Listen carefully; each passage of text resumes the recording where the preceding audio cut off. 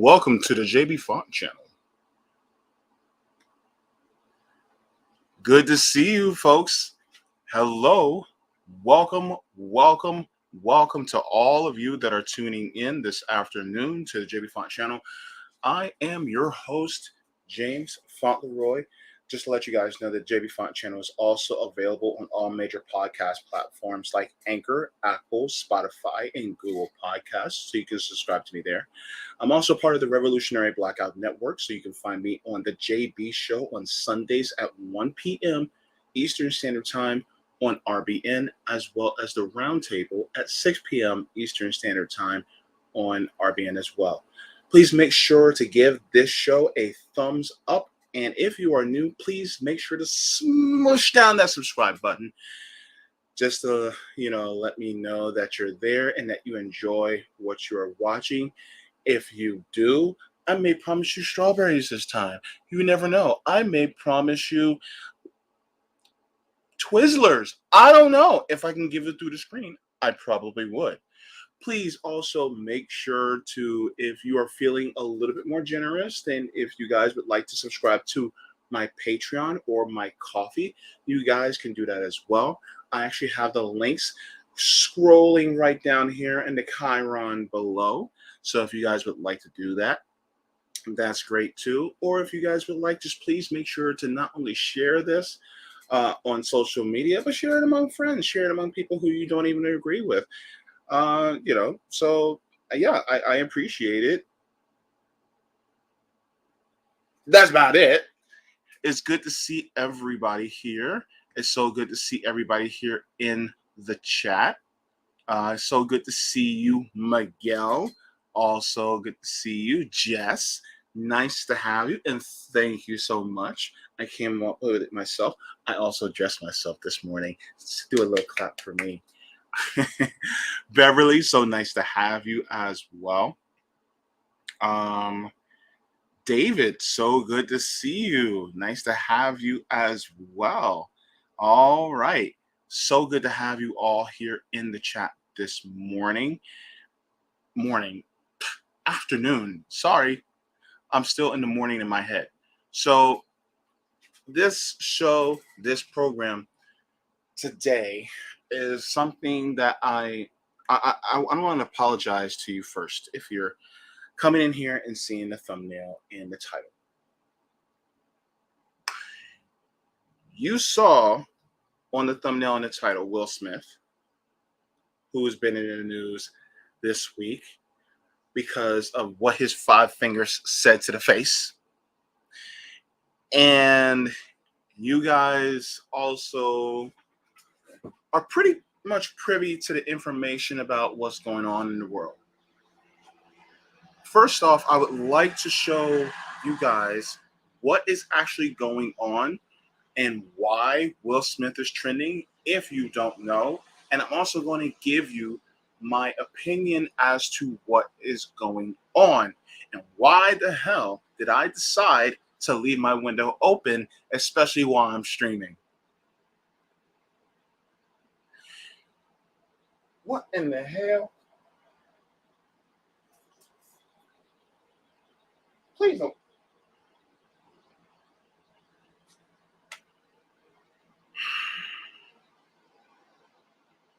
We shall press on. So, let me share my screen really quick so that you guys can know exactly what happened. Some people just don't know. Some people have no idea. Some people just don't care. It doesn't matter, but we're going to talk about it. Okay. So this is what happened Sunday evening, live at the Oscars. どうなんでしょうか。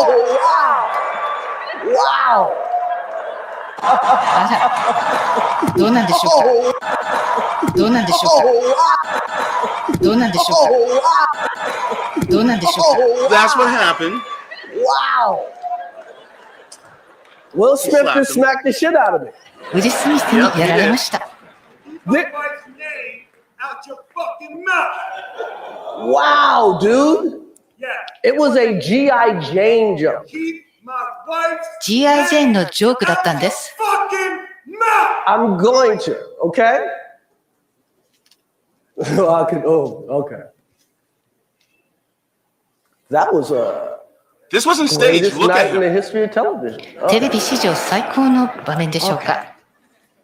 So we are here He's trying to get back on to track. He does give a not know what's going on. documentary out, to give an Oscar out. あら、どうなんでしょうか。 Yeah, that happened.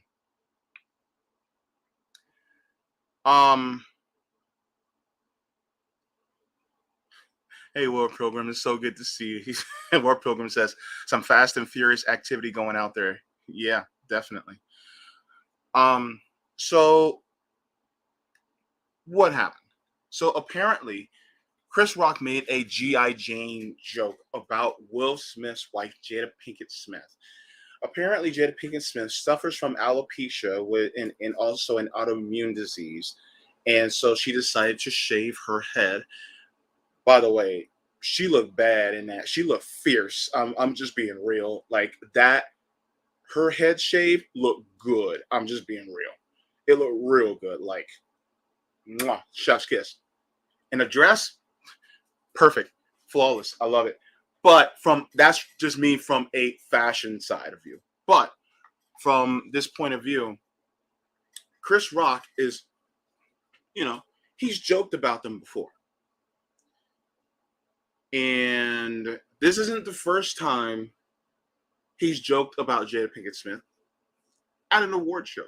In fact, during the hashtag Oscar So White debacle that happened a few years back, Jada Pinkett Smith decided to boycott the Oscars because they typically had, people who are overtly, winning and being presented who are white.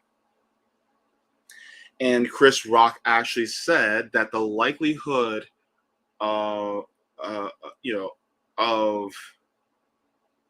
he basically said something to the effect of the likelihood of Jada Pinkett,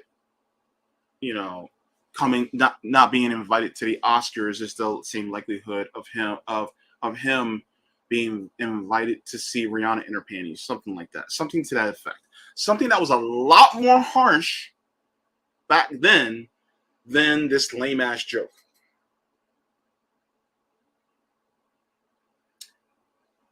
And so Will Smith decided he chose violence. And after hearing some perspectives, number one, it didn't call for all that. It didn't call for that. I, in my opinion, think that Will Smith overreacted.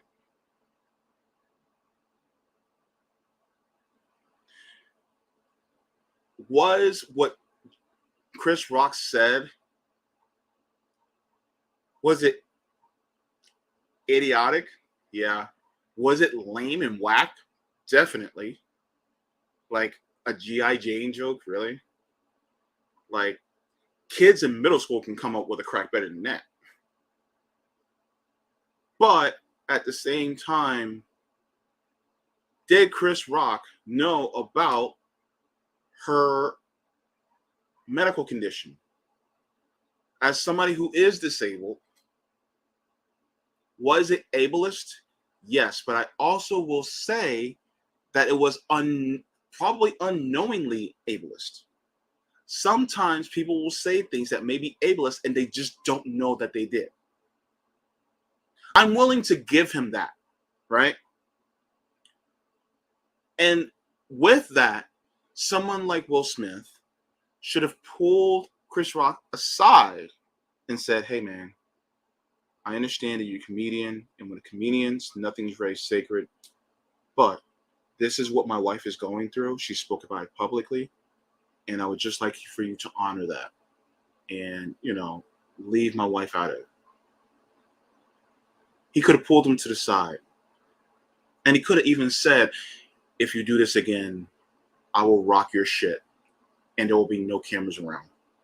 He could have even said that, right? He should have said, I will rock your shit Philly style. Okay, Pumpkin?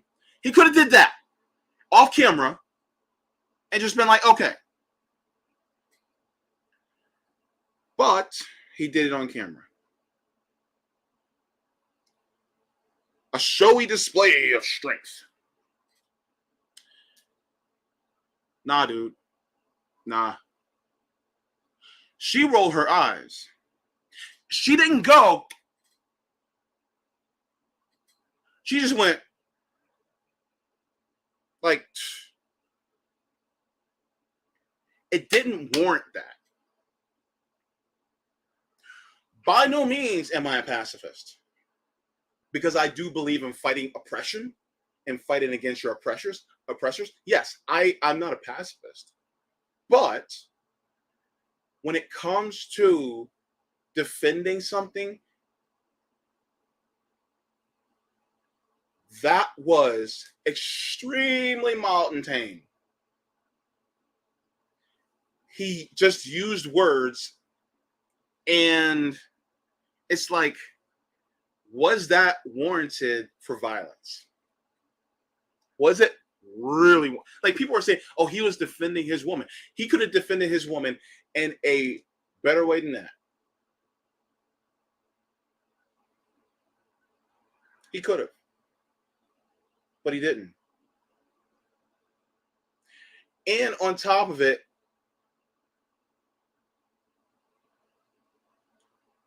was he insulting her character, herself as a person, who she is? It was basically just, you're bald-headed like G.I. Jane. That was the joke. Like, bro, you could have came up, like, he could have came up with something better than that. Like, for real. Like, really, dude?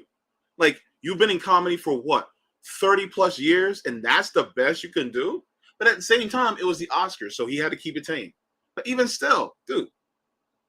And then on top of it, really, Will Smith's frustration was really after years and years and years of people, not just one comedian, of people talking shit. It got to him. It just did. And I understand the anger, but at the same time, sometimes it's not about how we act, it's how we react to the situation.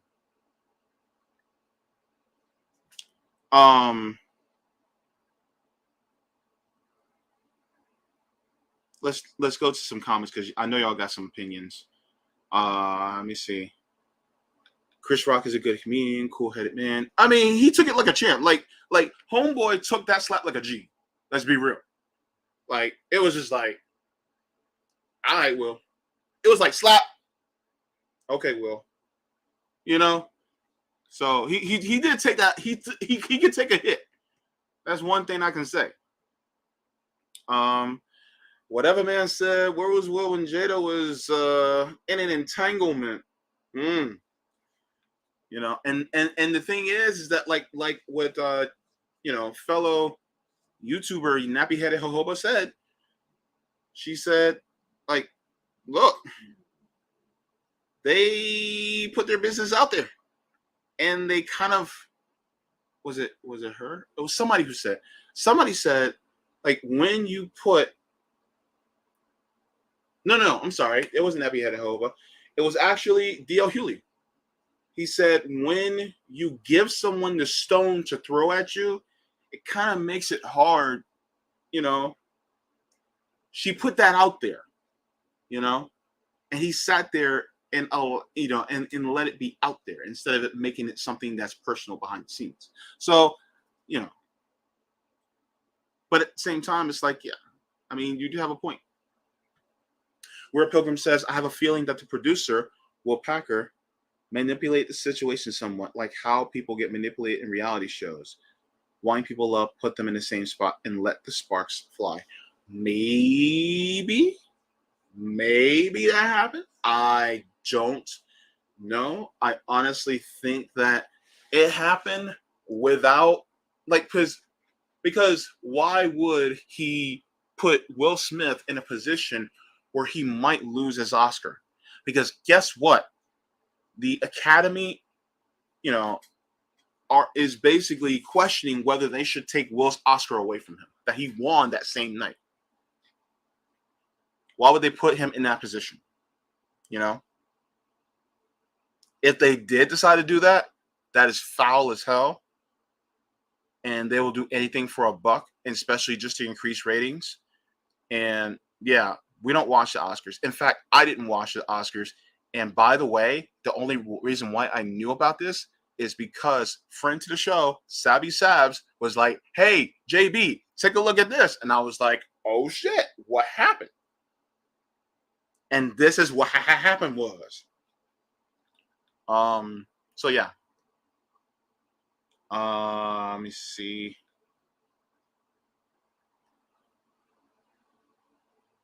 Yeah. He could have defended her verbally. And it didn't have to be live on stage.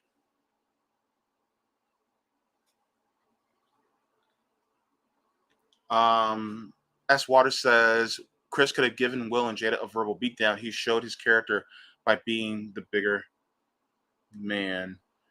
He also says Jada should have taken the G.I. Jane joke as a compliment. G.I. Jane was a badass. Maybe she just wasn't feeling it that night. Sometimes people don't feel things at that point in time. Sometimes it's just like, whatever. But even still, Will Smith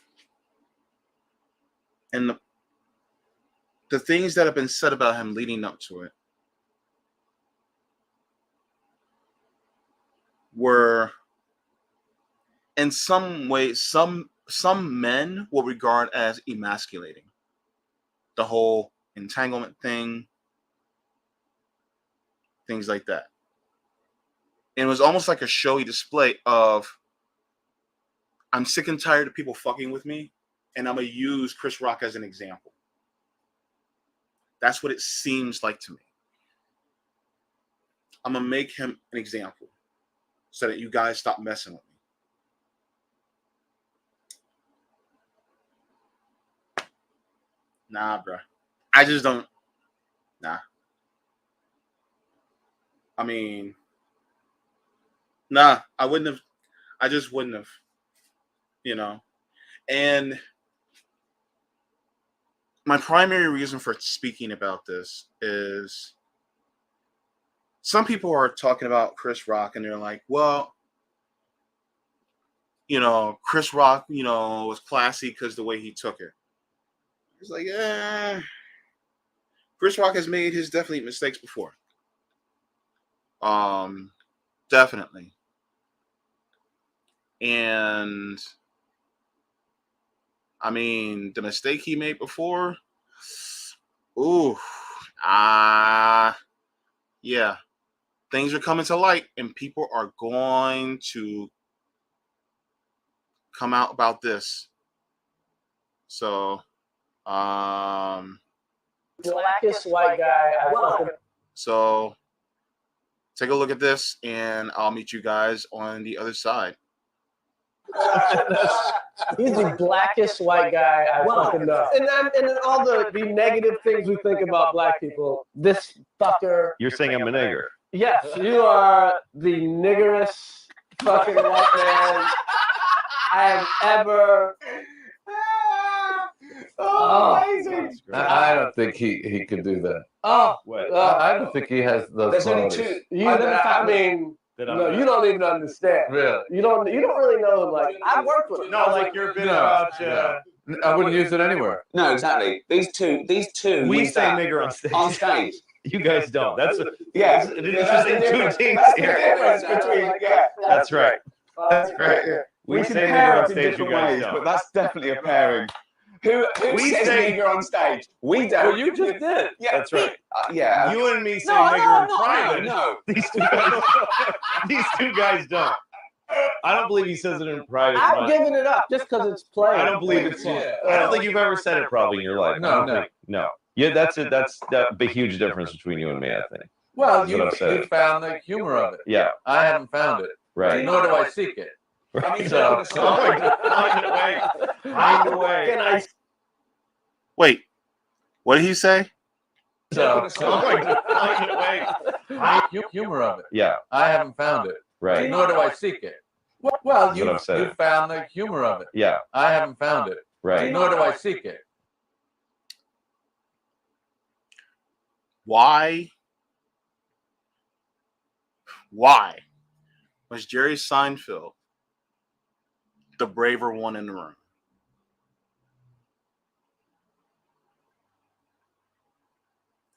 Jerry Seinfeld was the braver one to say it.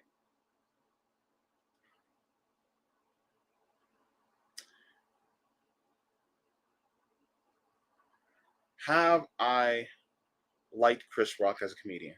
Yes. Are comedians perfect? Absolutely not. They also go by a rule that nothing is sacred.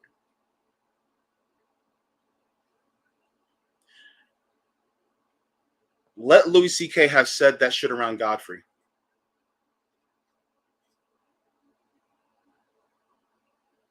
Let Louis C.K. have said that shit around Eddie Griffin.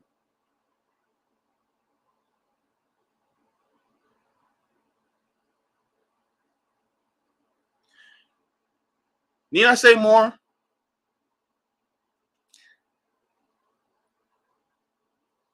Chris Rock gave him a pass, like, and then encouraged it. It was like, yeah, man.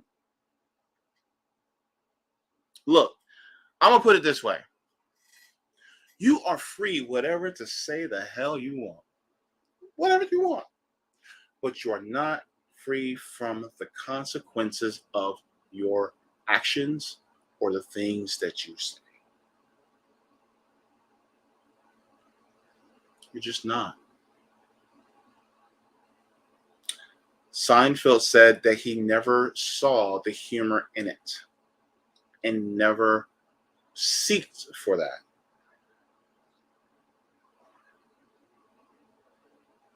Whatever you stand on the issue, you cannot deny that you should be accountable for what you say and do. And if you get mad at people for holding you accountable,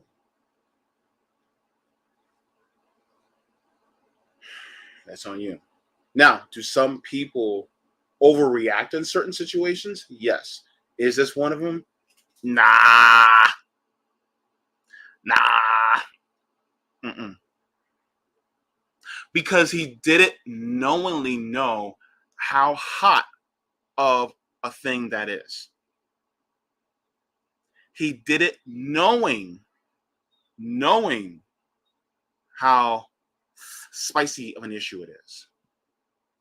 And knowing how Black people feel.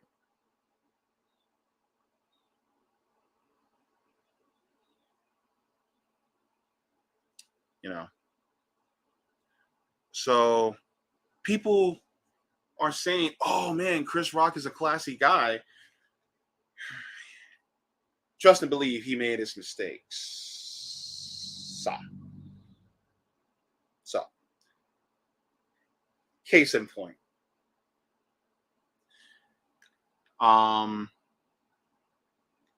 So yeah. But even then, despite what happened, that slap that happened on Sunday,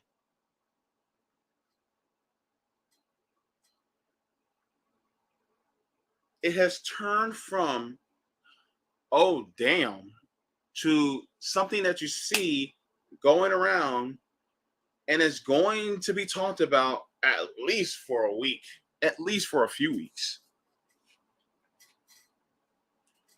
But what is it actually doing? What is this doing to us, right?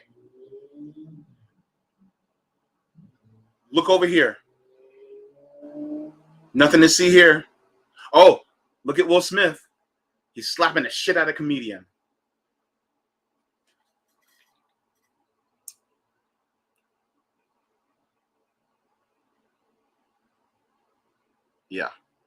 It's a distraction in my opinion. Beverly says they gave Cuomo an enemy. They gave Obama a Nobel Peace Prize. All capitalist bullshit.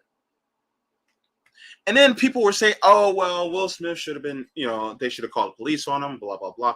And I'm like, yeah, okay. If you're gonna do that, then condemn and get the Emmys back and revoke the winnings from people like Roman Polanski. Then do the same thing for Harvey Weinstein, and do the same thing from other people who have done some gross ass things.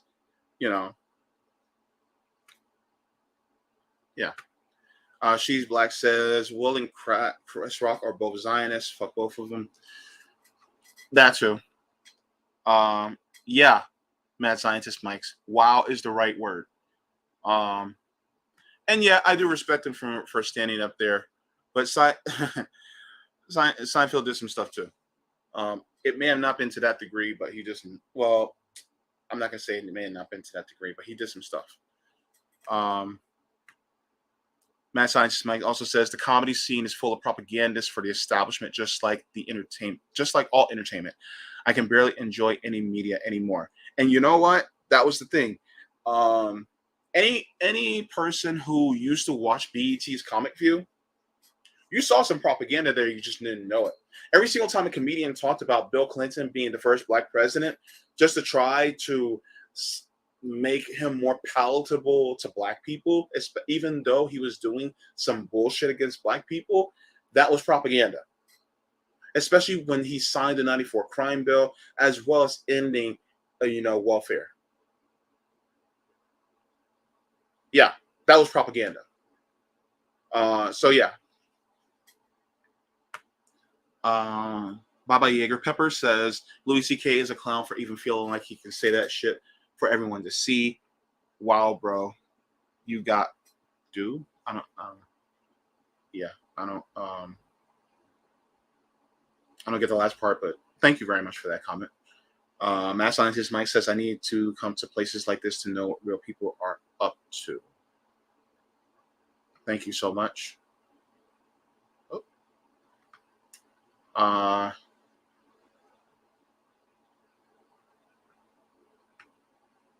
Will Pilgrim says, I remember this clip. Seinfeld was the only one to explain why going there wasn't his cup of tea. Thank you so much. Venus says, I'm a white male and I have been watching on YouTube all the black stars basically justifying and praising and supporting Will Smith. Nothing for Chris Rock, pathetic, wrong, pro-violent people.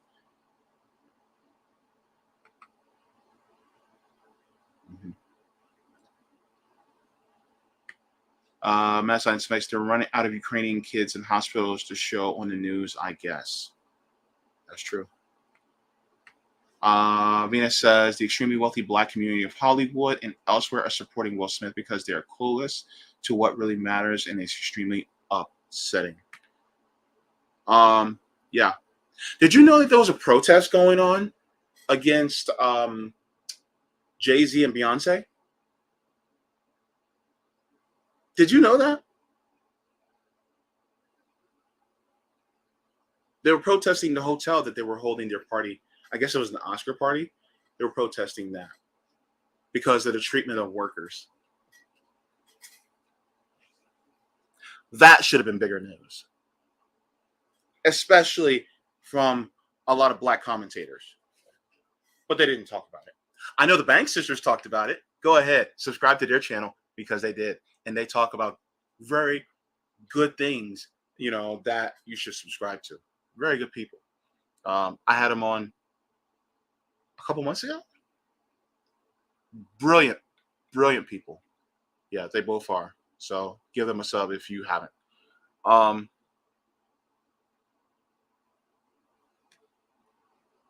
So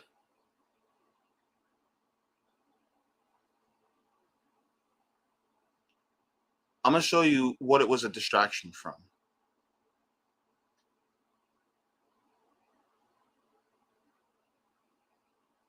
Okay.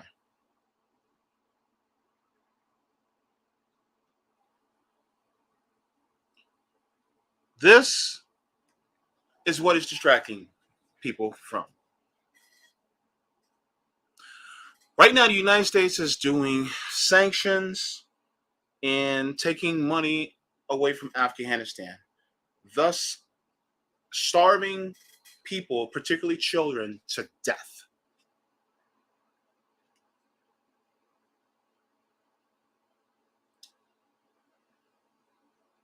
The slap by Will Smith should have been what I'd like to call a 2-hour scandal. Oh shit, he slapped the shit out of him. 2 hours later, back on topic.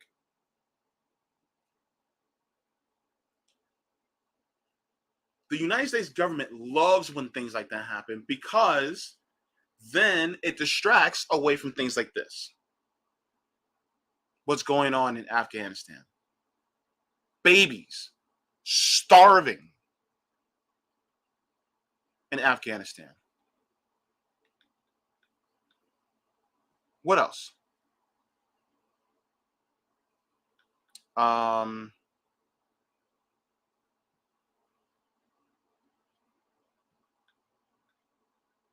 They keep it really is a distraction. And yes, I am talking about it, but I'm gonna be honest with you. That was purely clickbait. That was really clickbait to get you in so that you can watch this video and then you guys see my commentary on it. And then guess what? Boom. I hit you guys with the geopolitical issues that are going on in the world.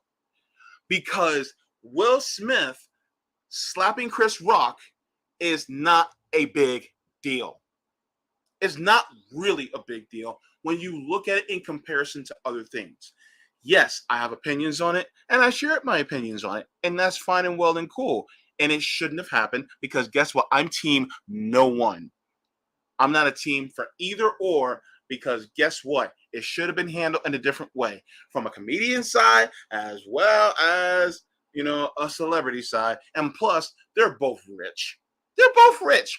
Look, a smack on my face. If you smack me in the face and I got as much money as they got, I'm going to laugh that shit off. Because number one, I'm going to heal anyway. And he probably didn't even hurt that bad.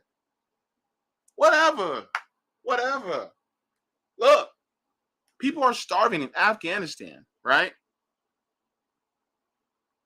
People are starving. Children are literally dying in Afghanistan. I really don't give a shit about, that in retrospect. Like, I'm not going to say I don't give a shit. I care to a small degree. I literally spent 30 minutes of this entire stream just talking about Will Smith and Chris Rock. And that's all that I'm willing to give because I'm using that to juxtapose that to what we see right here next to me. Because this is the issue at hand. This is why I wanted you guys to come here. This is why I put the tags in there so that I use that to point you in the direction of something extremely serious. Because guess what? This is what happened. And this kid could give less fucks about what's going on between two rich celebrities, and this is what's actually happening. Did I contradict myself? Maybe a little bit. But the ends justify the means, though. Because guess what? I wanted this to be the focus. What's going on? The United States is literally, exacerbating a crisis in Afghanistan and helping starving kids. They're starving children. And not many people are talking about it. What else aren't they talking about? Before I get to that, this is very interesting, War Pilgrim. Keisha Banks of the Bank Sisters was quoted in a New York Post article about it. That's very interesting. I hope it garners more eyes to their channel because they're doing great work over there. Hey, Crypticia, good to see you. Nice to have you joining us today. Christian says that I'm right. None of this is a big deal, and both of them were equally wrong too. Thank you so much. Venus says, finally, a sane person. It's so nice to hear your voice because of the insanity of the world. Thank you for your show. Thank you so much, and welcome. I wish I could offer you cookies through the screen. Some nice chocolate chip macadamia nut cookies. And then you can sit around, maybe have some nice tea with a little bit of honey, maybe just a splash of lemon, and put your feet up.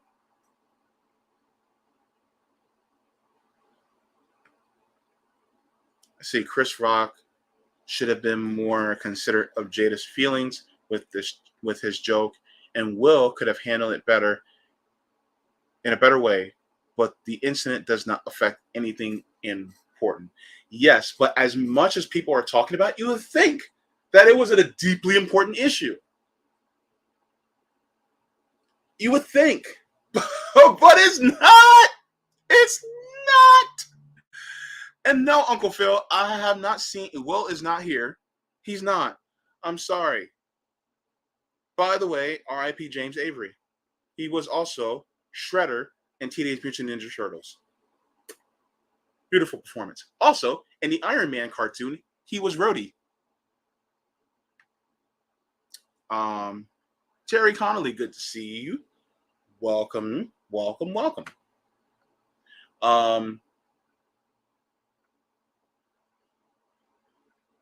Okay. What else? What else is going on?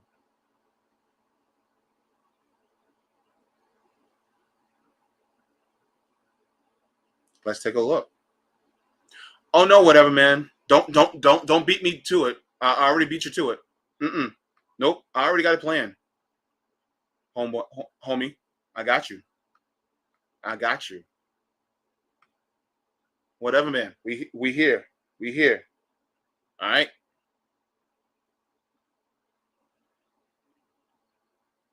Okay.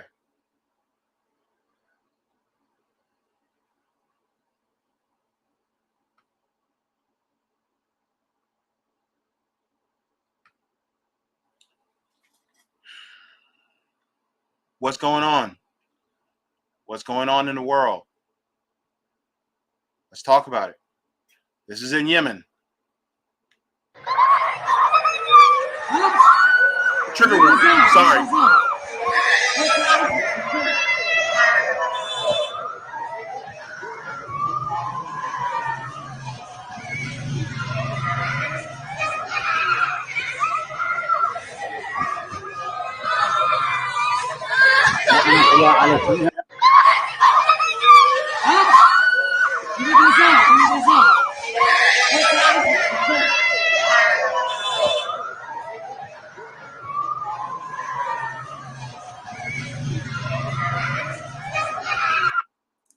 That's in Yemen.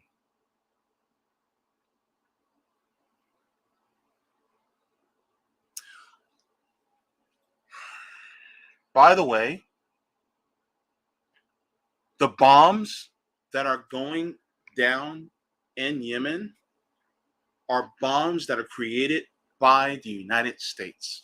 The United States literally sold weapons of mass destruction, weapons of war to Saudi Arabia, and Saudi Arabia is bombing Yemen and killing and massacring thousands.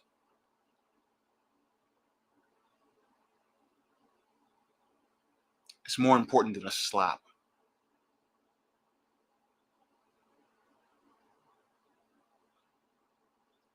People are condemning Will Smith when we should be condemning the U.S. government.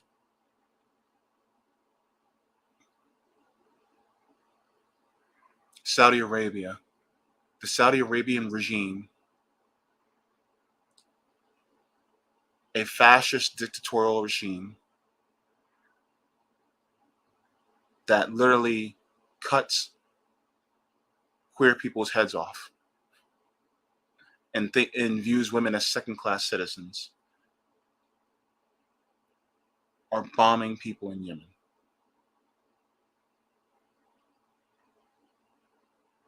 Let's keep our priorities in check.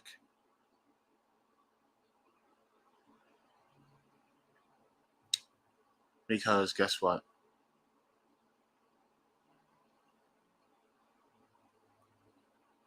This is being done in our name. And it's sick.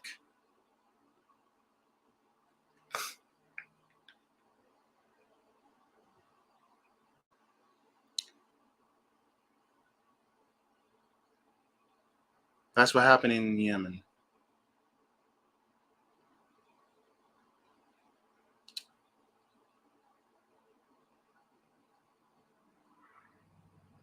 And it continues to happen. And this war has been going on for over 7 years, by the way.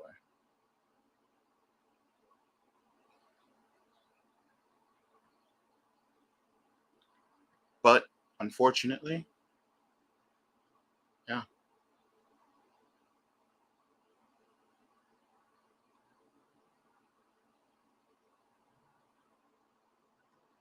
JB, when will Russia let Brittany Griner go and come back and relieve her of those crazy weed charges?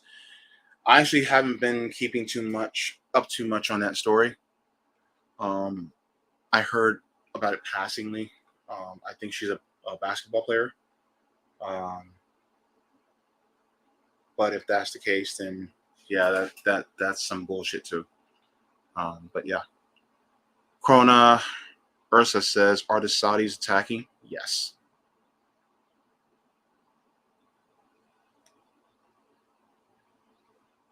Yeah. Because what's really going on around the world, like real for real. This is absolutely asinine. And the crazy thing is that you have our media, the corporate media, who turns a blind eye, or they'll just talk about this stuff in passing. And part of the reason why is because they're a few shades darker than a Ukrainian. That's what it is. And also, the perpetrator of this violence, either directly or indirectly, is the United States government. And so they don't want it to be talked about.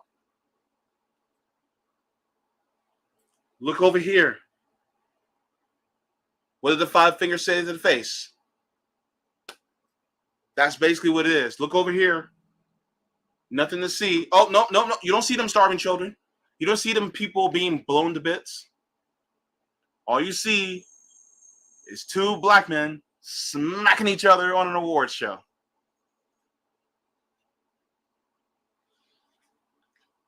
What else is happening? What else? There's more. But wait, there's more. Unfortunately, there is more. I ain't stopping.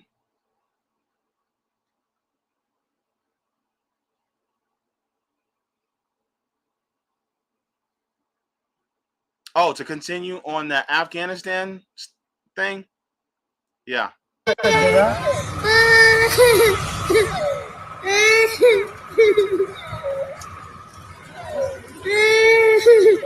Starving little girl was given bread because she was starving.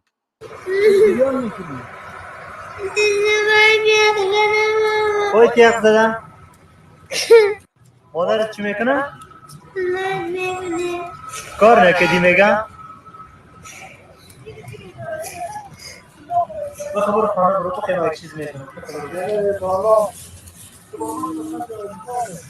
She has on. Does she have?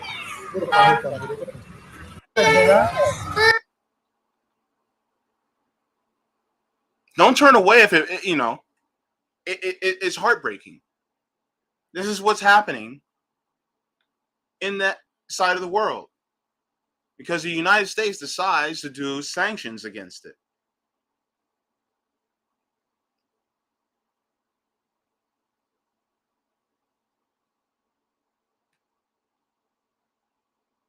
Let's go to the article real quick.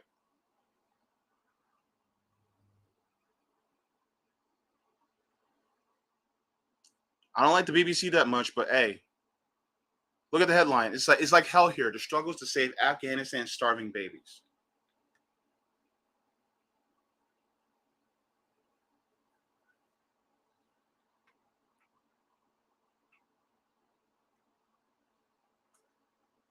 if we had never went to Afghanistan in the first place,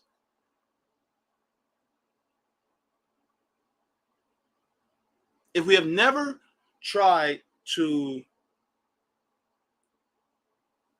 go after Afghanistan's oil fields, if we had never tried to extract the opium out of Afghanistan,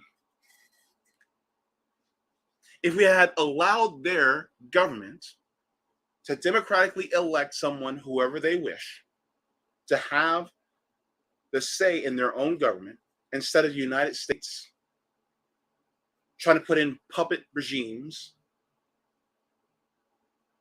maybe, just maybe, babies wouldn't have to suffer.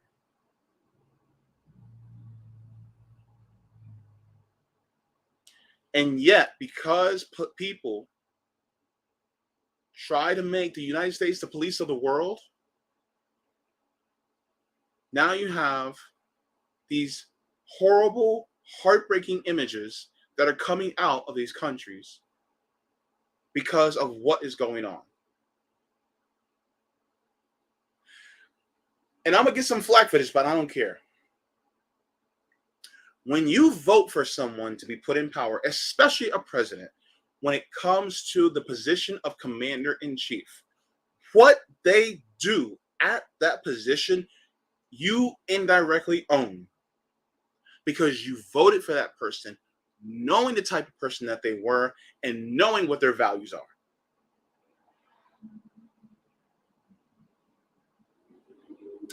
I hope that you have extreme and deep regret if you voted for Joe Biden. And please do not give me that but Trump bullshit. Because guess what? If you voted for Trump, he would have did this too. In fact, he was allowing this to happen still. There were third options. There were third options. And you didn't go for them. You went for one of the two that this result was still going to happen. And if you regret it, great. Now you have learned your lesson. And let's continue to go against the duopoly as they commit these atrocities around the world.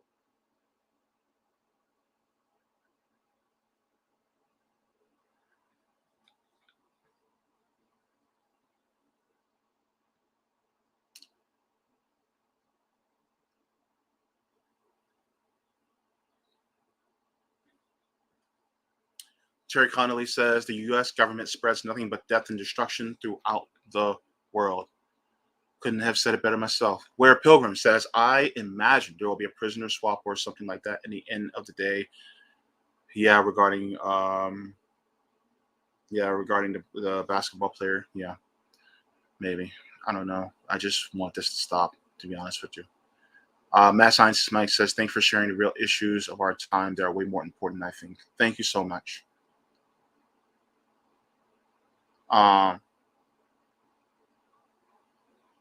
Whatever man says the video should have stamp reading U.S. foreign policy. Yeah, definitely.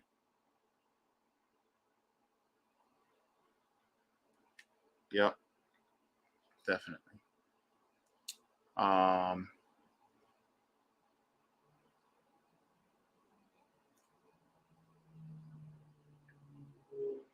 And another article. I'm actually going to put the link for this article in the chat, but I just want to share it here. I'm not going to read the entire articles. I want Ahmed to get full credit, but Ahmed from the Black Agenda Report, by the way, great site to get your news from. Margaret Kimberly and Danny Haifong are actually a part of this group, and so if you guys can, subscribe or look more often here. If you guys like to read articles based on the news, they are really great. And subscribe to their channel as well. Black Agenda Report does great reporting, and I have a deep amount of respect for their journalism. This says, as U.S. renews support for Saudi war in Yemen, civilian death tolls nearly doubles the death toll. And the subheading says Joe Biden's pledge to end a war against Yemen is yet another broken promise. U.S. ties to Saudi Arabia and the commitments to the military-industrial complex keep that war raging. You want to know what's super ironic is the fact that the United States always talks about going up against dictators, and yet they continue to be friends and allies with dictatorships that are committing mass atrocities in the world and saying, oh, well, you know what? They're good for us. Only because number one, they're capitalistic, and number two, they have some resources that they want. Never mind the actual atrocities that they commit. Never mind the atrocities that are being committed by, Saudi Arabia under MBS, Mohammed bin Salman. Never mind what's going on in Israel against the Palestinians in Gaza. Never mind that. Never mind what's going on in Somalia. Never mind what the United States has done to Libya. Never mind that. Because apparently we just had to police them. So yeah. Go ahead and give the Black Agenda Report a follow. And read their articles. Give them some web traffic because they do really good work. Oops, that's too small. I did not mean that. JB. Yeah.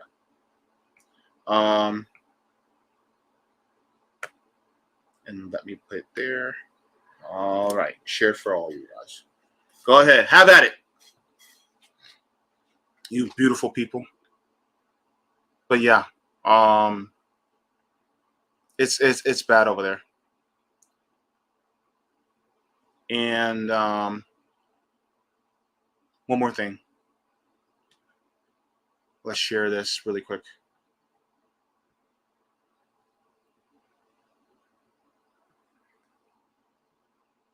What's going on in the world? What's going on, right?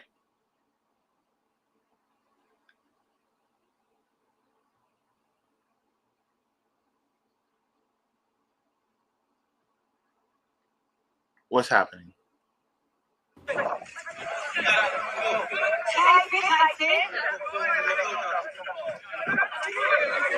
That was a video of a 12-year-old Palestinian girl being arrested for protesting the displacement of her people. There are currently ongoing protests in Naqab in the south of Palestine over the displacement of thousands of people. And the displacement of these people is being greenwashed by Israel, saying that their only goal is to plant trees. Dozens of Palestinians have been arrested and detained while protesting their displacement. And many, like the 12-year-old being arrested in that video, are children. Israel has imprisoned around 12,000 Palestinian children in the last 20 years. And Israel is the only country in the world that tries children in military courts. Many of the children imprisoned by Israel are arrested for throwing stones, which holds a sentence of up to 20 years. The video are children. Israel has imprisoned around 12,000 Palestinian children in the last 20 years. And Israel is the only country in the world that tries children in military courts. Israel is the only country in the world that tries children in military courts. Israel is the only country in the world that tries children in military courts. Did you hear that? I made it repeat over and over so that it solidifies in your mind. Trying children in military court.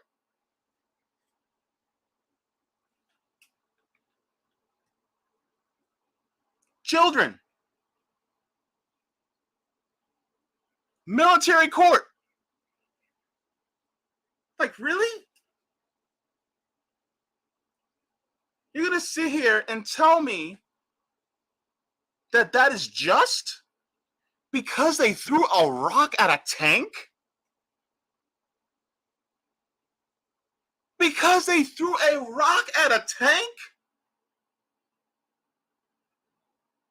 You gotta be kidding me right now.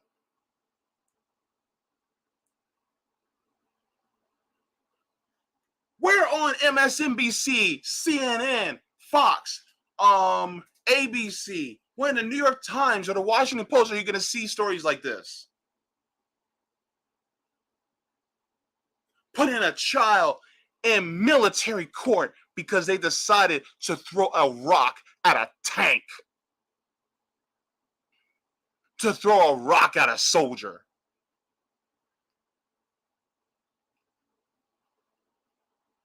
And you mean to sit here and tell me that, oh, they're terrorists because they threw a rock at a tank?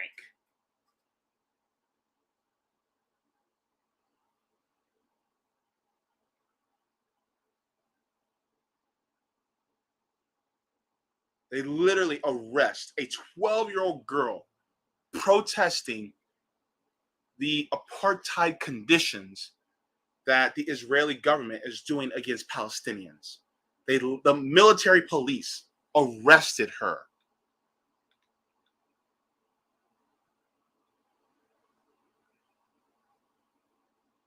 Many of the children imprisoned by Israel are arrested for throwing stones, which holds a sentence of up to 20 years. And the Israeli military courts that often try Palestinian children have a conviction rate of 99.7%.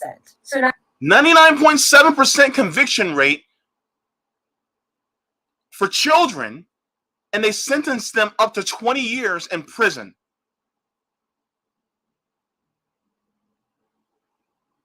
now you can understand the resilience and the bravery.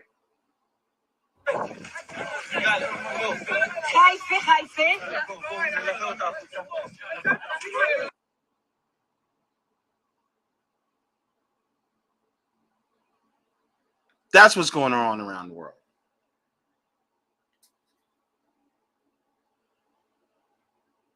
Will Smith slapping Chris Rock. All right, whatever. 12-year-old Palestinian activist protesting the mistreatment of her people gets no attention.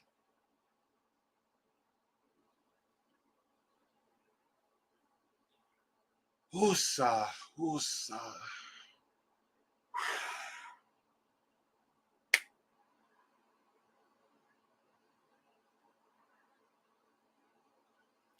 Why is this not being told to us?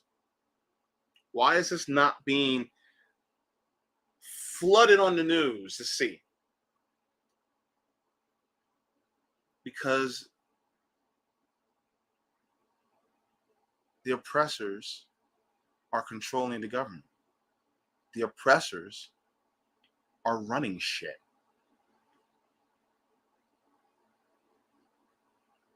And this is conducive to their ends, to their goals. This is what they want. Because they need to learn how to keep those damn people in line. And if they have to thin the herd, they are willing to do so. It is capitalism. It is white supremacy.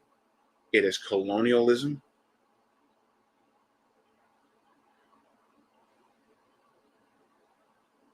It's just atrocity after atrocity. I like what Zoya said when I was on RBN a couple weeks back. She said a lot of times these things are a mere distraction to keep us from actually doing, and protesting and talking about the atrocities that our government is doing.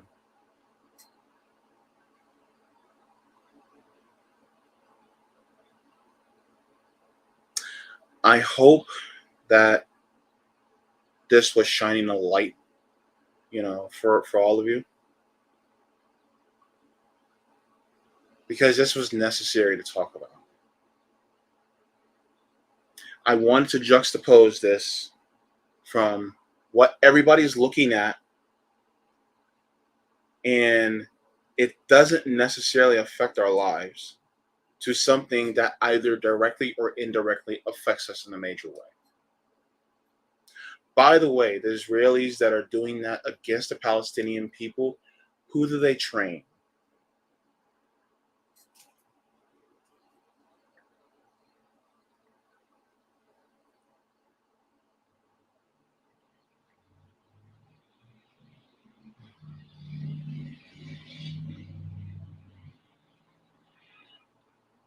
Those Palestinian, the IDF, I'm sorry, the Israeli Defense Forces, who are doing things like that against that 12-year-old girl, among many other people, who did they train?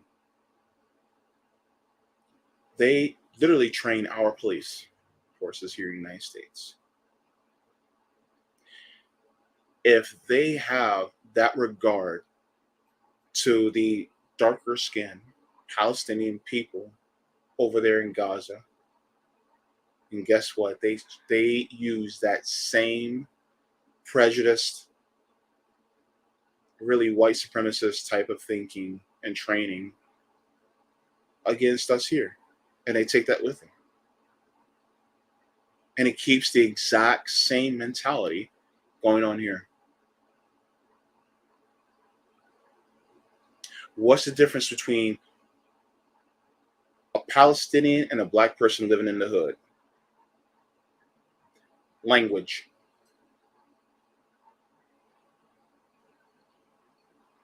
That's pretty much it. It's just language. That's the difference between us. This is why people like me, I stand with them. People who are oppressed.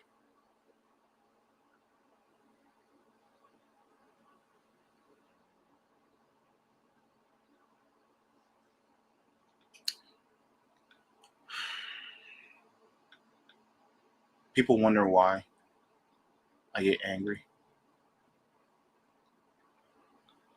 They do this shit.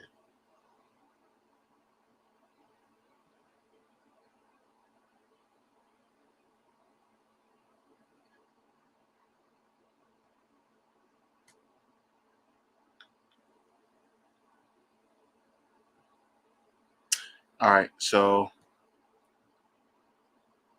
I'm not even going to turn on the volume.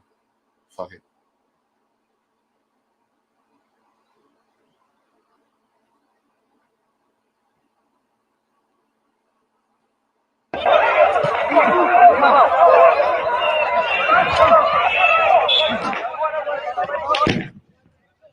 Pigs.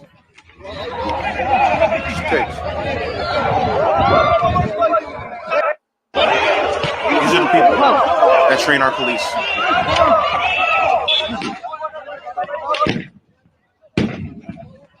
These are the people that train our police. And people, especially those of us who live in disenfranchised areas that are constantly being probed and ran by police. The police are basically an occupying military force in this country. And so we continuously see this day in and day out, day after day, people dying. And people wonder when they get this mentality, where they get this training. Case in point. Because guess what? Oppressors do what oppressors do.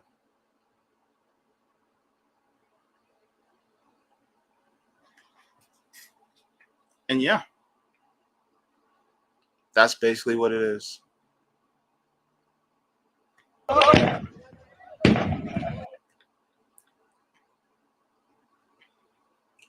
Beating up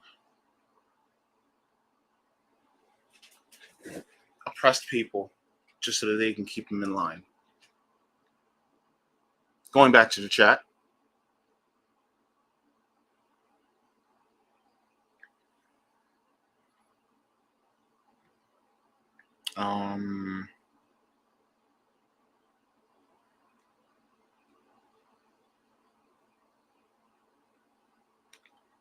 Gary says, without drug legalization, we are rebels without a cause, revolutionaries without a revolution.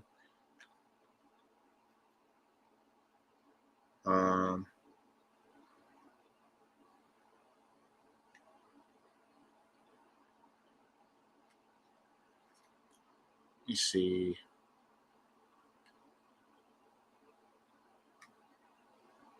Gary says those not busy being born are busy dying, and so it is. Thank you so much for that. Miguel says all humans are more alike than they are different. Absolutely. We all need healthcare, housing, food, water, shelter. We all need body autonomy. We all need education. We all do, because we're human. And we are definitely more alike than we are different. We need security, true security, not this misplaced security that they think that we should have.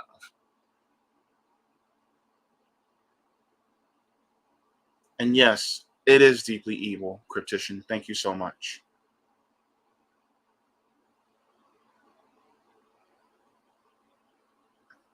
So good to see you in the chat, Tony Plow.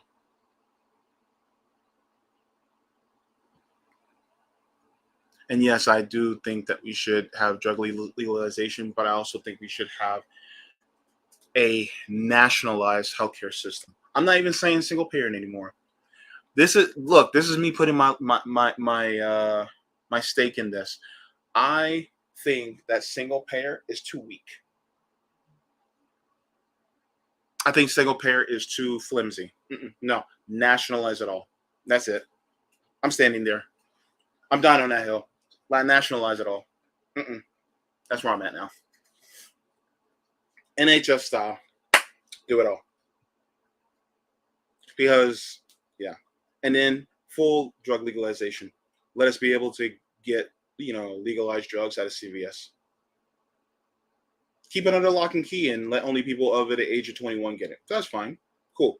All right, I'm down with that. Let people show their ID so they can get it for, at 21. And then the pharmacist gets a key, unlocks it, or gives it to you behind the counter, whatever. But full legalization.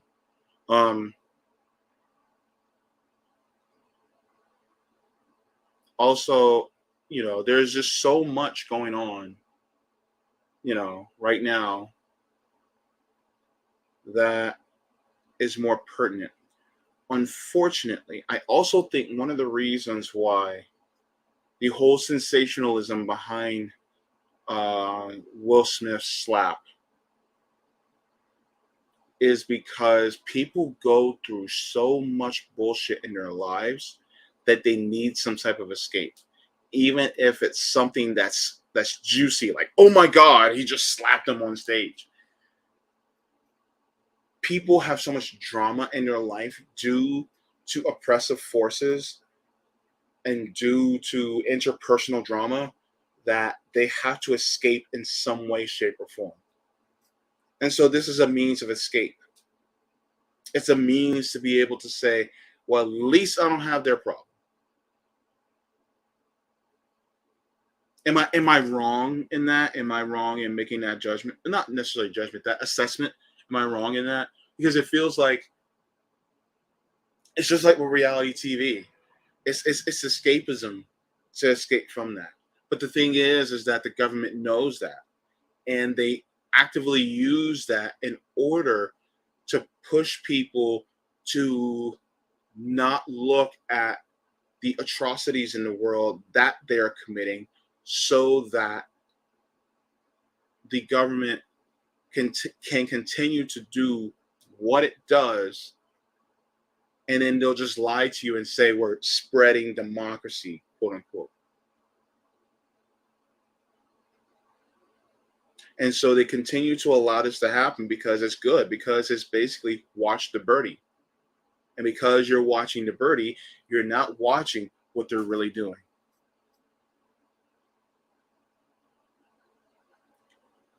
It's just it's a weapon of mass distraction.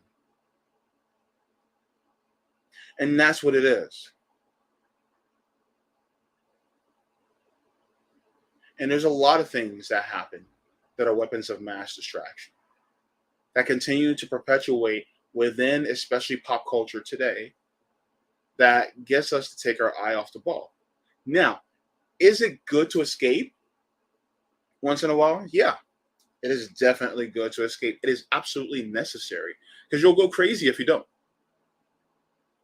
But it gets to a point where it's basically the talk of the town, like all day, every day. And then next thing you know, it's just like,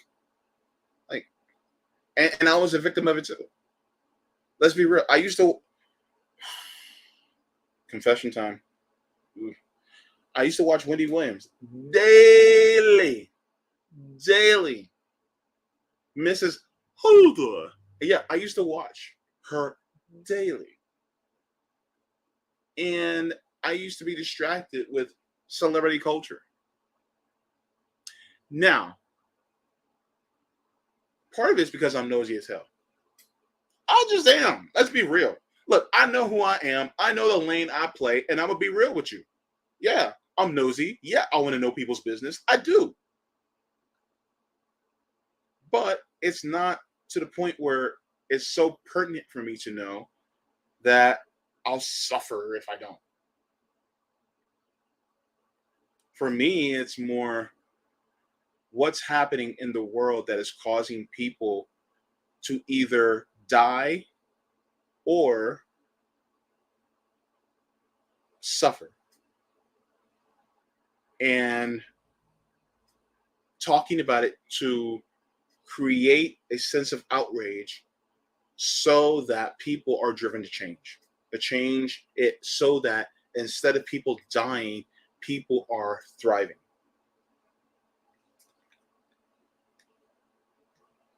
You guys are very conversational in the chat. What's going on? Let JB in, baby.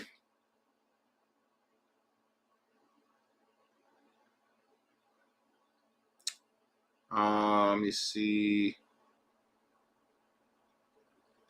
Gary Seth says we must let the drug warriors know that they will be held to account, that there will be no escape from justice. The perpetrators of the war and drug atrocities will be hunted to the ends of the earth. Thank you so much for that.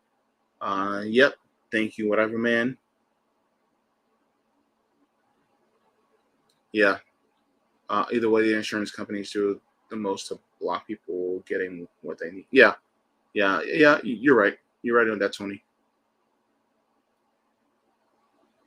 Yeah, and definitely Cryptician. Sensationalized celebrity escapism. That is exactly what it is.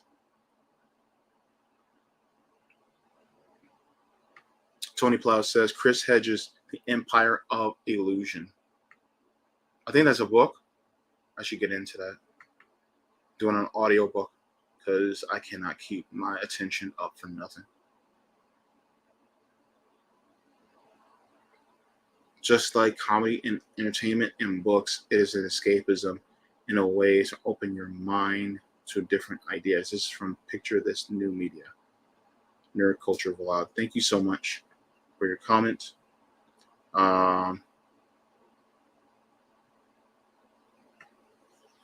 They also continue, that is why wokeism is new entertainment, is a way to propagandize the masses. Now, I will say this.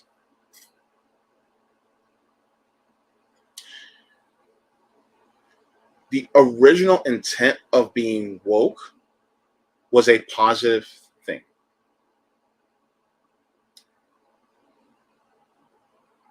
It's just now people are unwilling to educate someone on why being woke is good.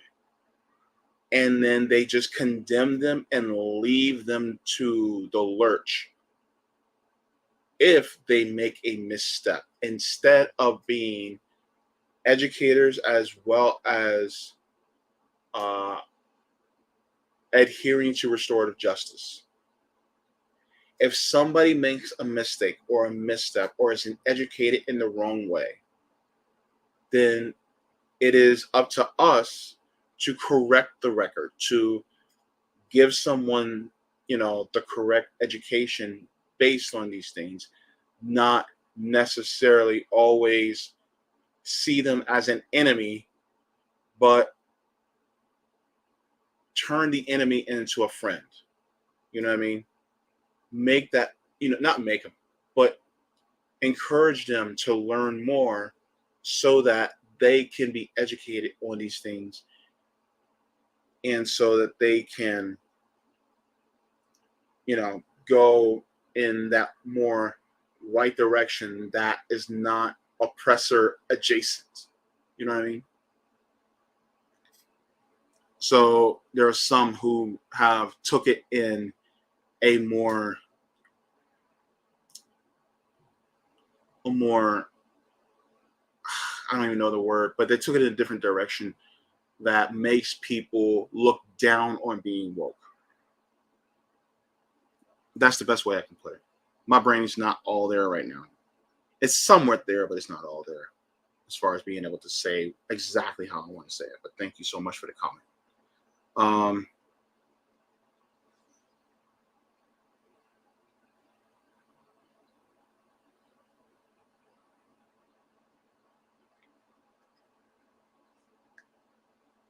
But yeah, so that's what I wanted to talk about, because a lot of times we put so much stock into people who are, a famous person is just a person that's really well known and they're just on a higher part of the tax bracket. That's all they really are. That's it. So, and yeah, some of them are talented and they hone in on their craft, which is nice, but yeah.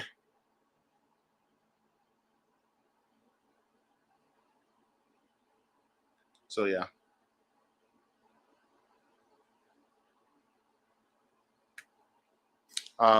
Actually, this is a good point.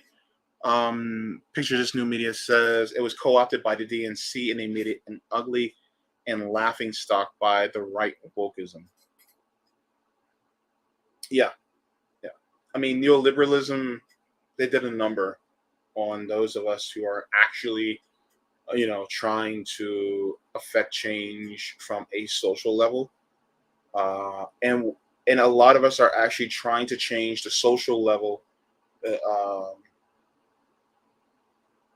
by changing the economic level first, because you have to have that bedrock in order to do it. So that's one of the reasons why, it's like, yeah, we talk about LGBTQ issues, but I'm going beyond acceptance. I'm like, no, what about nationalized healthcare so that trans people can get their reassignment surgery so they don't have to use a fucking GoFundMe just to be able to afford it? What about those of us who are on PrEP, or those of us who may be HIV positive and we need the medications, but we can't afford it? So yeah, no, it should be just given to us for free, because these pharmaceutical companies actually get the patents from our public education, our public colleges and universities, because they come up with these from the R&D, the research and development, and then they buy, the formulas or the patents, and then they keep them on lockdown so that only they can make money off of it. No, fuck them. Keep it public, open source the shit, and let's have it free for everybody.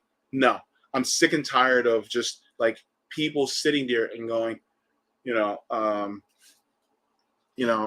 oh, we just need people to be more accepting. I'm like, no, make it so that the systems do not oppress these same people, so that they can then in turn be, accepted on a systemic level regarding their health, their education, their food, and their housing. Make sure that is, as solidified, acceptable for them, and then everything else will pour in the social sphere. Let's legalize, in my opinion, legalize all drugs, but I mean, we can start off with weed and take out all the nonviolent drug offenders out of prison.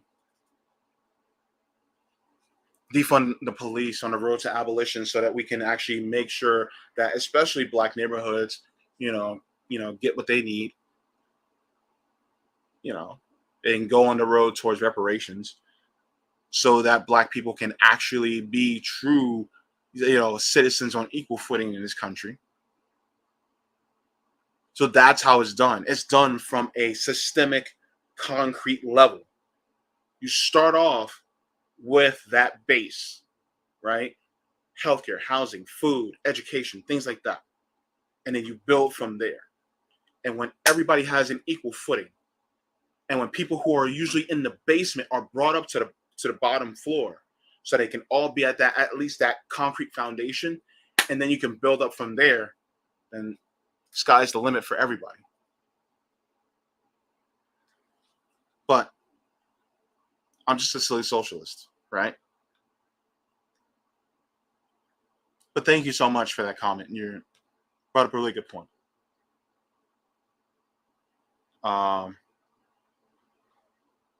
Tony Plow says Russell Brand did a great summary of the slap conversation.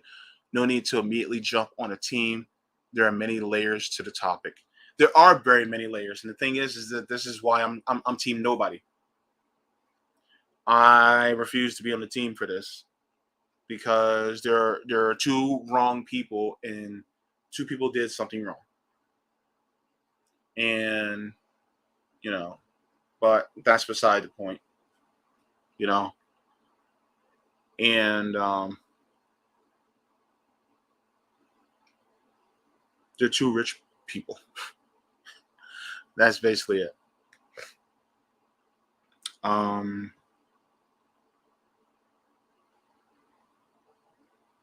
LGBTQ rights, the rich LGBTQ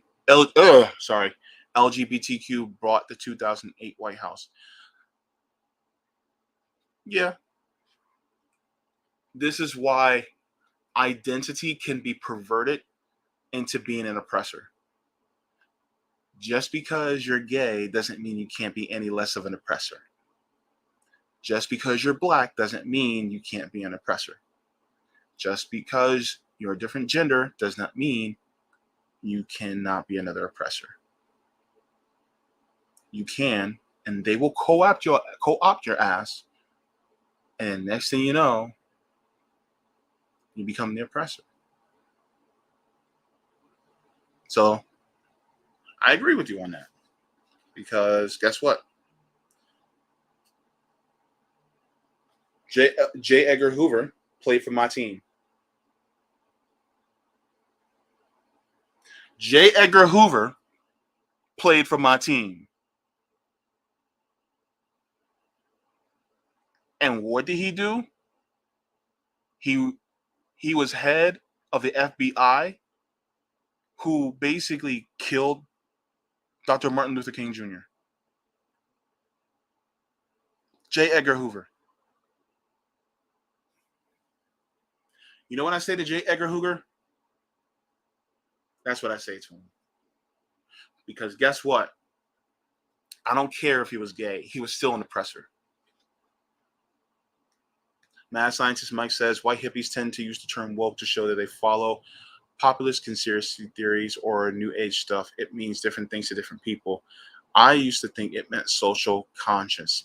It actually does mean socially conscious.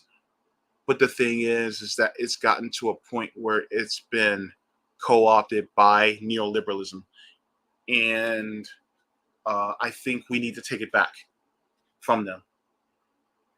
And part of being socially conscious also means focusing in on the economic disparities that has been brought about by capitalism. And those economic disparities are continuously also the driving force behind the social disparities that we continuously feel within this nation. And so it's funny because if you talk to Zoya, I actually asked her a question. This was actually off camera. And I asked her about how women were treated in the Soviet Union at the time when communism was at its height. And women were treated as first-class citizens in the Soviet Union. Gay people were pretty much accepted in the Soviet Union, from what I can tell. I am willing to be corrected on that, but so when it comes to these capitalistic forces, somebody has to be on a lower level. And so it forces socially people to be put on different levels because somebody has to be over one another. That's the way the system works. The economic system that places one person over another also affects socially putting one person over another. And so this is one of the reasons why I say that capitalism helps breed white supremacy, which helps breed why we're in the situation that we're in.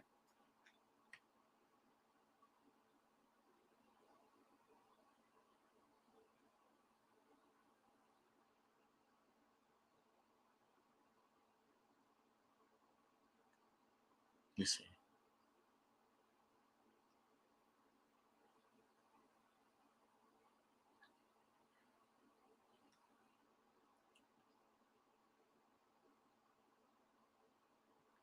Oh, good to see you, Omar Rana. Says that slap may have ruined a big part of Will Smith's legacy. I wonder if he'll ever fully recover.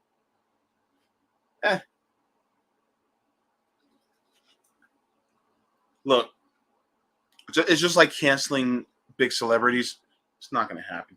People will forget.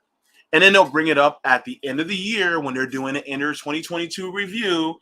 And then people are like, oh, yeah, I remember that. That was big. And then next thing you know, forget again. They're going to forget again.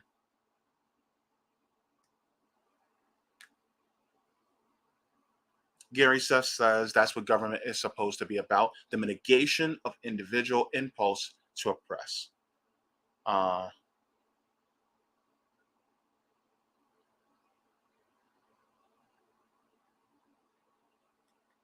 Tony Plow says, I don't know. I think Will's legacy is already submitted by the mid-2000s. In 100 years, if anyone's still alive, people will remember the Fresh Prince and Men in Black and all that, not the slap, not King Richard. Yeah. We will remember the lyrics to the Fresh Prince of Bel-Air way farther in the future than we'll ever remember that slap. That'll be just a, oh yeah, that was crazy. Anyway, and then we'll continue on. That's all it's going to be.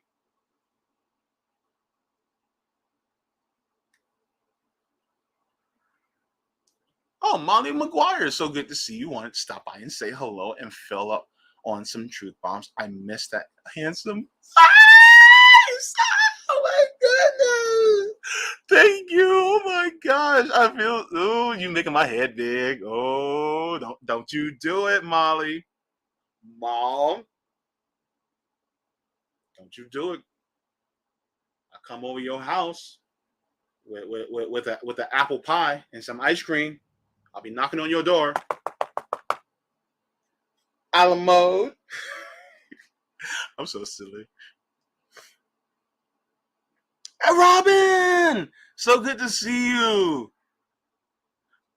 Yeah. You know what? I actually used it to talk about a larger issue. Robin says, howdy y'all, here to say JB, don't much care for the Oscars chatter. Yeah, I use that as a larger issue to talk about what's going on in the world in places like Palestine, Yemen, Afghanistan, also what's going on in Saudi Arabia. I'm sorry, Somalia. My apologies for, I didn't mean Saudi Arabia, I meant Somalia. So, but Saudi Arabia is, pushing a war that's using, weapons from the United States in order to create an atrocity in Yemen that's going on right now. So yeah, that's what I'm using that for, basically, to talk about.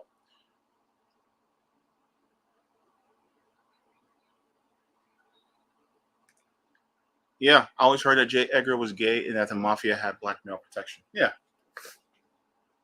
Look, J. Edgar Hoover had more food flavors than Lifesavers. Trust and believe, okay? And even still, he was still an oppressor. So, be less like J. Edgar Hoover and be more like Marsha P. Johnson. Rest in peace, Marsha P. Johnson. You're a real one. All right. Oh, yeah. Picture of this new media. Picture of this new media says, like how the right calls Democrats socialists, communists, and relating it to cultural war politics in the rich. We need to correct and take those meanings back away from the DMC. Yeah. It's just like, look, they will co-opt and then misuse the term over and over and over. It's just like, okay, story time. This was a few months ago, and I was at dialysis, and I was in the waiting room, and there's an older gentleman that he's on the right, and he considered Donald Trump. He said that's his president, and he loved Trump. Black man. And he was calling, I think he was calling Biden a socialist, or Biden, AOC, whatever. He was calling one of them a socialist who was in the Democratic Party. I said, dude, they are not socialists. I said, I am a socialist. I know what it means to be a socialist. They are nowhere near being socialist. And he kept trying to correct me and say, no, they're socialists. That dude was propagandized as hell. Like, yeah. Anything to the right of George W. Bush, they consider socialist. And I'm like, they don't even believe in workers owning the means of production and distribution and community owning shit. They don't even really believe in that. They're not socialists at all. They barely have a socialist bone in their body. AOC is a Democrat. I wouldn't even put her as a social Democrat. I think she's just a Democrat. Or maybe, okay, mildly social Democrat. That's basically as far as I'll put her. Bernie Sanders is in the center. He's a centrist. He's a social Democrat. By definition. Yeah, no. Robin Ryan says, it confines how we identify. Capitalism does. I don't fit in their itsy bitsy boxes. Yeah. Thank you so much.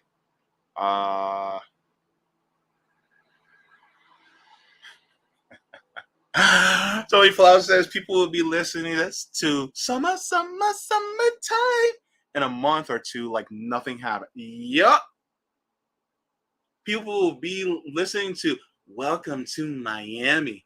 They'll be listening to that and acting like nothing happened.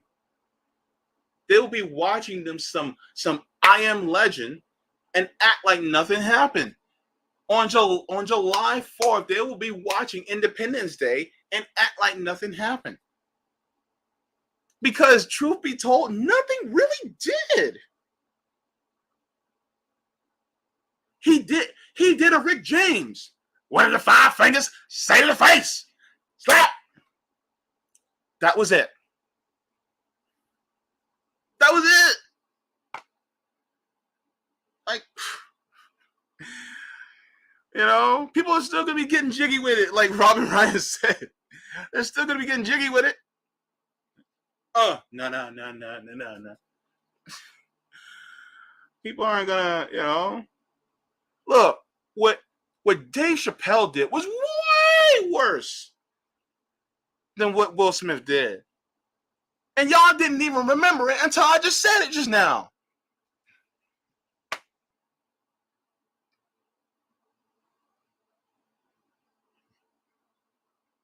My goodness.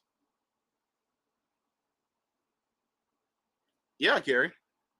Music will echo an eternity long after most of this will be long forgotten. Yeah. Definitely.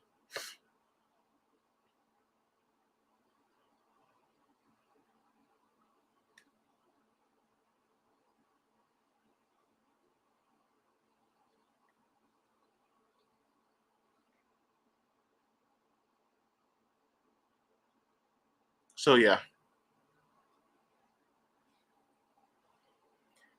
Really, I mean, that's most of what I was going to talk about anyway today. So yeah. Let's keep our eyes on, what's important. Now, if you guys, I mean, of course, some of these things are going to happen, and we're gonna notice, and we're gonna take notice. But I mean, it's good to, escape once in a while. But let's keep our focus on the main things so that we can keep the heat on the oppressors. Whether it means spreading the information so that people have the healthy outrage against oppression, or if those of us wanted to get into activism so we can go up against these wars and military industrial complex, we can do that. Or we can use, our platforms or our voices, to help in mutual aid, things like that. Just use that instead. And then kind of and keep the stuff that happens between rich people like a lighthearted side note, because that's pretty much is an asterisk moment. That's pretty much all it really was, so.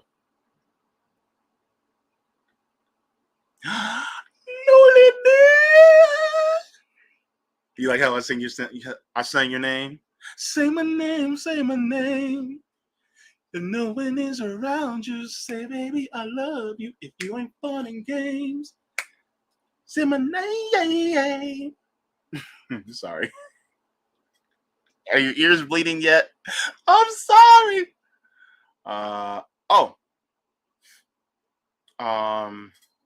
Where Pilgrim says Aaron Magruder started an early version of The Strip in college. He got it in the Source magazine before getting syndication deal for The Strip. The anime series follow. Oh, were you talking about Boondocks? Are you guys talking about the Boondocks?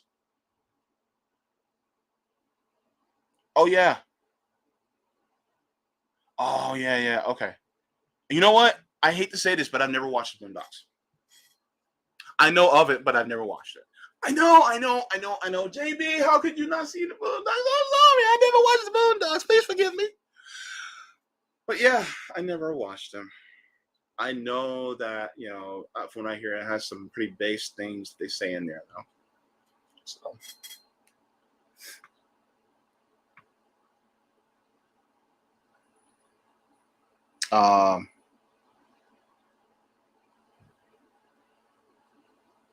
Yeah, Robin. Robin says, for me, the question becomes, what are we not talking about as a result? Yeah. I mean, that's a really good point. What are we not talking about, and how relevant is it to our lives? And how in the world,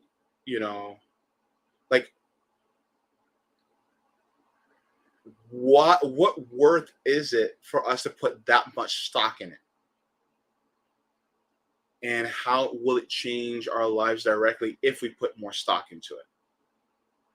And if it does not change our lives in any meaningful way, then why aren't we dismissing it as a 2-hour scandal? As a, oh my God, this was crazy. Yeah, it was nuts. Okay, anyway, let's get back on track. Basically. And I'm not telling people what to think. I'm just saying, yes, this happened, but look at this.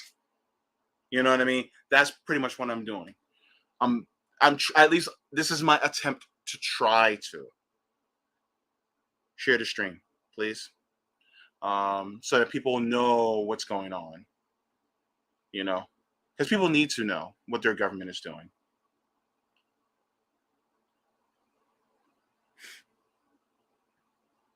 Jimmy Dore is acting like Will Smith is a violent sociopath. He is blowing out of proportion so badly right now.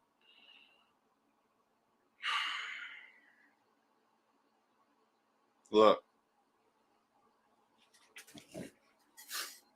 with comedians, nothing is sacred. Like I said, I'm on team nobody.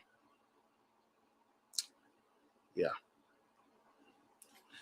JB,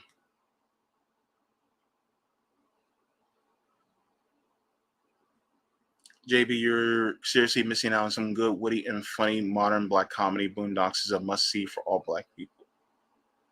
I know. I'm sorry. Cryptician, please forgive me. I'm sorry. I need to get into. I just don't know. Look. A lot of stuff I watch now are just on YouTube.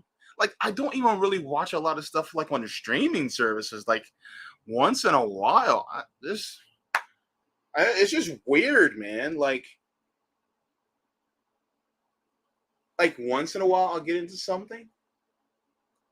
But I've been streaming like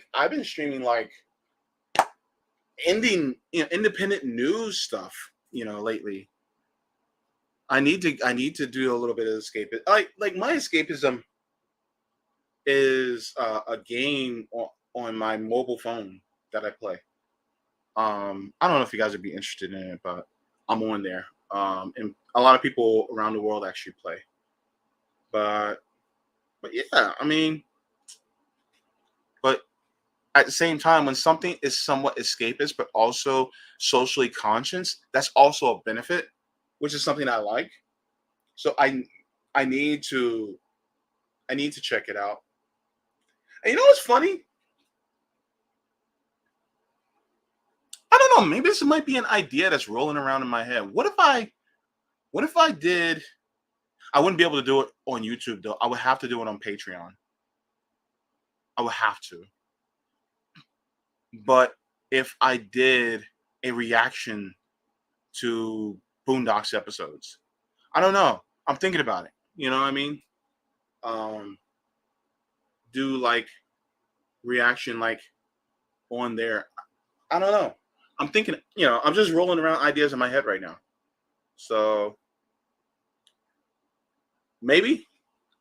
I'm thinking about it. You guys are giving me ideas though. So I appreciate it.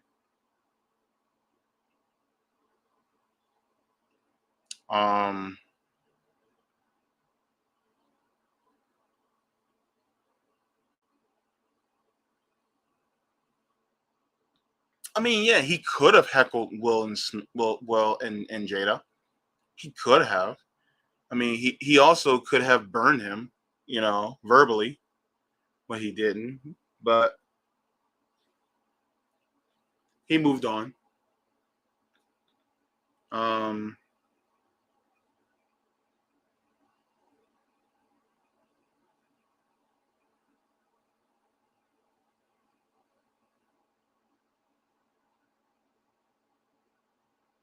Molly said maybe you already talked about Pfizer coming out with a new treatment for alopecia. If so, our one treatment is done. No, I never did. Don't bother. I was actually talking about the wars abroad that the United States are involved in, or that are turning a blind eye towards from oppressive regimes. That's basically what I was talking about. So yeah, I wasn't talking about that, but that's actually interesting that Pfizer's coming out with a new treatment for alopecia. But the thing is that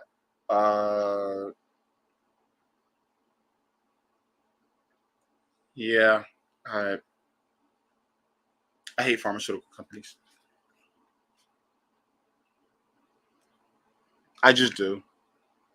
Like, do they have some? I mean, and it's based on their greed and profits. That's basically what it's based on. But yeah.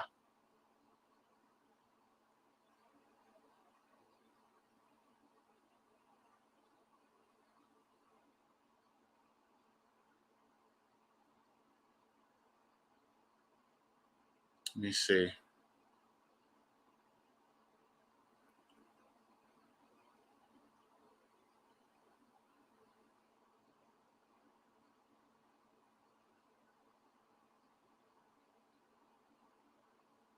Let me see.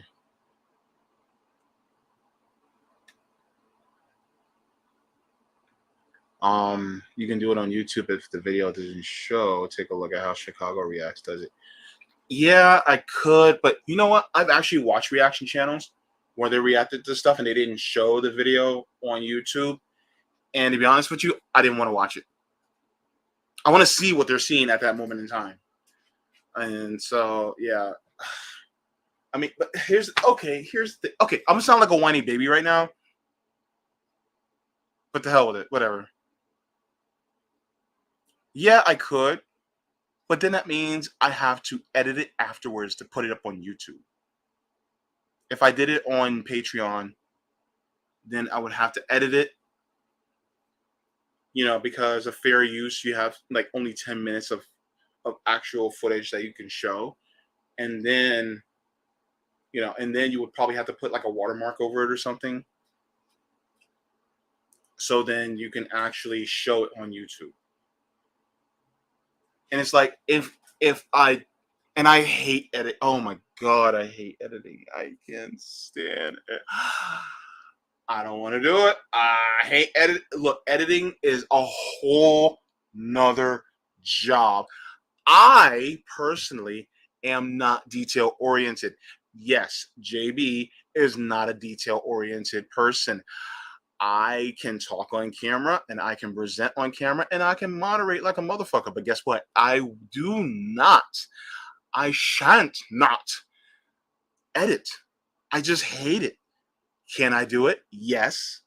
Do I like to do it? No. Because it's boring and it's just too like meticulous. And it takes too much time. I just don't. Like, being in this space, if you do pre-recorded content and you edit, most of your job is editing. The fun part only lasts a max of 2 hours. The other 8 hours is editing. No, I don't know. That's why I'm kind of like, I don't know if I should do it because I just don't like editing.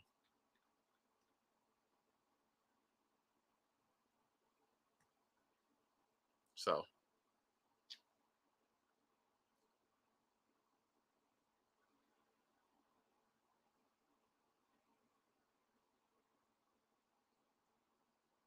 Yeah.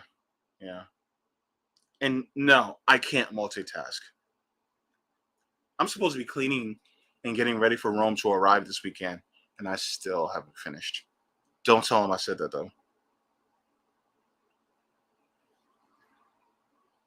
And yes, editing can be a worry. Everybody at RBN has their specialties and strengths, and they all balance out gloriously. My strengths, I don't know. Strengths? Me? The jury's still out on that one.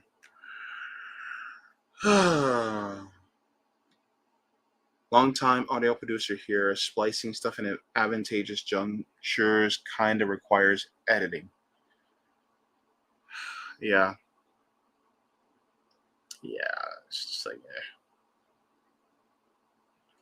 Editing does give me a headache and does make me mentally dizzy, and it makes me itch. It's so annoying. Robin says, would like to talk to you and Rome. You and Rome are together about fundraising gig I call Around the World in 80 Plates. Ooh, nice title. I like it. All right, we'll talk.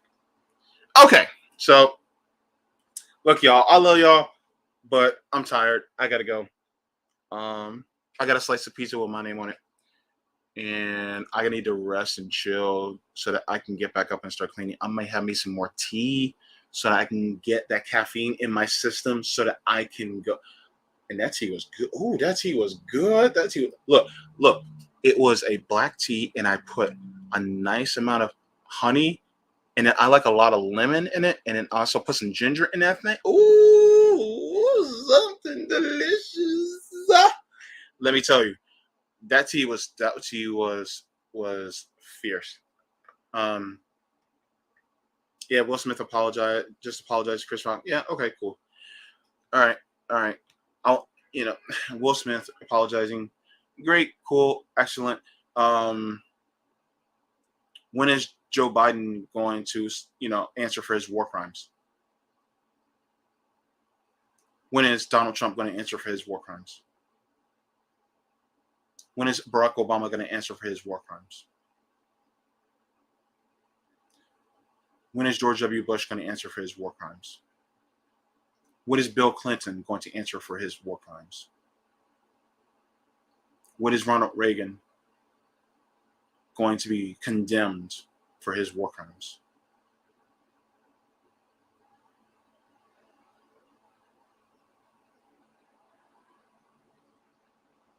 Need I say more? I love y'all.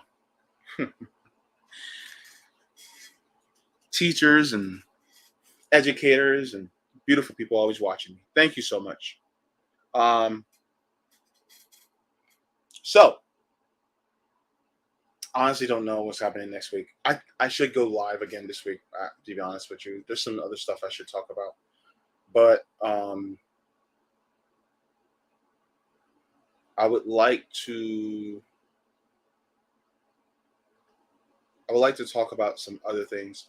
And also, I really am seriously thinking about doing a watch party for each month. We choose a movie, do like a watch party. Like I would like to do like a Malcolm X movie watch party, because I think that'd be kind of cool. So that would be something that I can definitely get into, and then we all can just watch it together. But I don't know if I can do it. I don't know if I can do it on YouTube though. I might have to. I don't know. I have to figure all this stuff out. But when I do, you guys will know. Just stay tuned to the JB Show. I'll post it either in the YouTube or I'll do it on my show Twitter or my personal Twitter, whichever one I choose. I might just do both, just to let everybody know. But if you guys are feeling a little generous, look, a brother's broke. So if you guys want to, offer anything to my Patreon or Coffee or any of my other links that I have down below, I have that there. I just want to thank all the Anchor and Coffee supporters that have been helping me keep the lights on. They help me literally do that on this channel. Yeah, because if not, then let's go off. I just, I'm very humble and thank you for all helping me to do that. Anybody else, if you guys, and please, only if you have an excess, if you don't have an excess, and then please, keep it for yourself because people are suffering out here. I don't want you to suffer. Don't do it. Because I care more about, just getting the information out there and talking than I do about getting anything from you guys, because you guys are very important. But if you guys also can, just make sure to think about something that you're grateful for. That if anything, just please do that. Think about and try to keep yourself in a positive mindset, because a lot of people are suffering out here. Yes, we know, but at the same time, I just want you guys to be okay, because there's a lot going on right now. And I hate to see people suffer, even mentally. So try to keep yourself as okay as you possibly can. Drink plenty of water. Water your plants. And if you ain't got no plants, get some plants. Smoke some weed. Or not. Just breathe some oxygen. Oxygen. Also, leave the world better than you found it, even if it's in a little itty bitty way, because then that helps somebody's world improve even just a little bit. With that, and only that,